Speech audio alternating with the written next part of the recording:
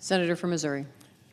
Madam President, let me just finish with this, that the Senator from Kentucky decried the collection of personal data by American social media companies, and he's right to do that, by the way.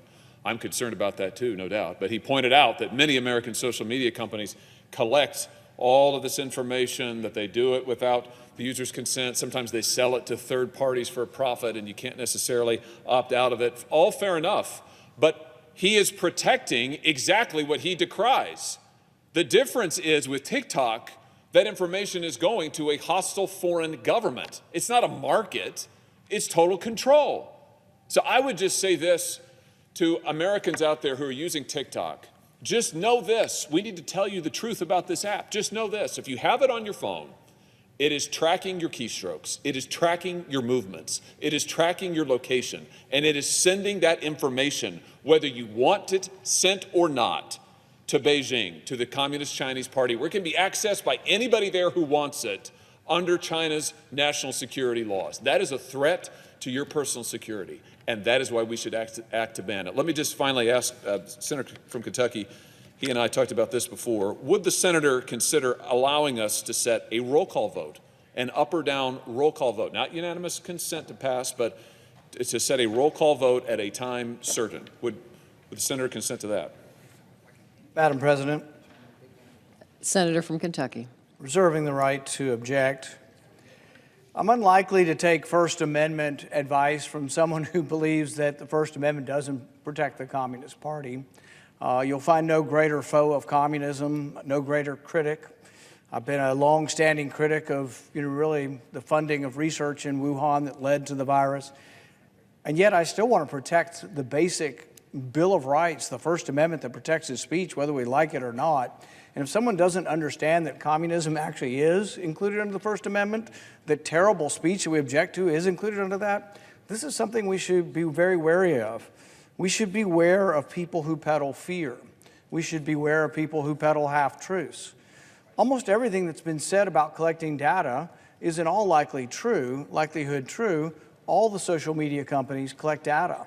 They devise algorithms. Some of the domestic ones have psychological experiments that might horrify you to see what they've got all the young kids thinking and doing and trying to get them to click on different pictures or trying to get them. This is a marketing stratagem, and they all do it. And they all want to make money, and they all want to get clicks. The difference is this. Many people on the right, in fact, some on the left, they are horrified by big tech in our country. They're consistent in being horrified by the abuses of big tech here and also TikTok. But look at their legislative proposals. Many of them would actually ban big tech here as well, or put it under the thumb of government, or set up government agencies or panels to determine what speech would be acceptable. And if you're not putting enough conservatives on there, by golly, we're going to have a government commission that's going to determine what kind of content gets on there. These are scary ideas. Don't succumb to fear. Don't give up our freedoms. Don't say that, oh my goodness, we're going to ban 150 million Americans. This isn't just about the company. This is about the rights of 150 million Americans to get their content. You're restricting what they can do, and you're restricting what they can use, all with innuendo. Everything that's been said about, oh, this is a channel and a funnel to the government, these are all to the Chinese government. These are all conjecture. These are all things they're saying happen. As far as the sale of the company, I don't think we should force them to sell, but I do believe in a heartbeat they could be sold. They're located in the Cayman Islands. They're incorporated in the Cayman Islands, and they could be sold at any minute. I don't think we should force them to sell. The majority of the shareholders are not Chinese. The two engineers that developed it are, but to say that the algorithm has to reside in China and is in one tiny place and isn't anywhere else is a simplistic notion of the way technology works. The company has bent over backwards to work with our government to try to set up something that would be reasonable, including more government oversight. So I, for one, will say that I will continue to defend the First Amendment, and those who believe that the First Amendment doesn't protect this speech are in the wrong, and they'll find that out when the Supreme Court rules on this. I object.